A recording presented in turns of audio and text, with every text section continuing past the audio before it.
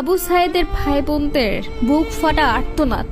আমার ভাইয়ের এত মেধা যে আমার ভাই ক্লাস 5-এ বৃত্তি পেয়েছিল, আমার ভাই ক্লাস 8-এ বৃত্তি পেয়েছে, আমার ভাই রংপুর সরকারি কলেজ থেকে স্কলারশিপ পেয়েছে।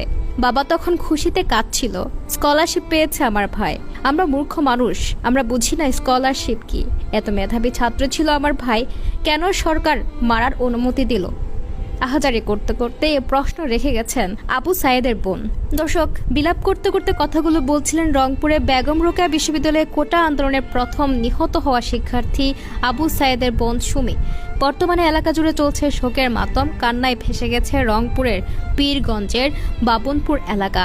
মঙ্গলবার 16 জুলাই বিকেলে আন্দোলনকারীর উপর পুলিশের গুলিতে নিহত হন বিশ্ববিদ্যালয়ের ইংরেজি বিভাগের 2019-20 শিক্ষাবর্ষের ছাত্র আবু সায়েদ।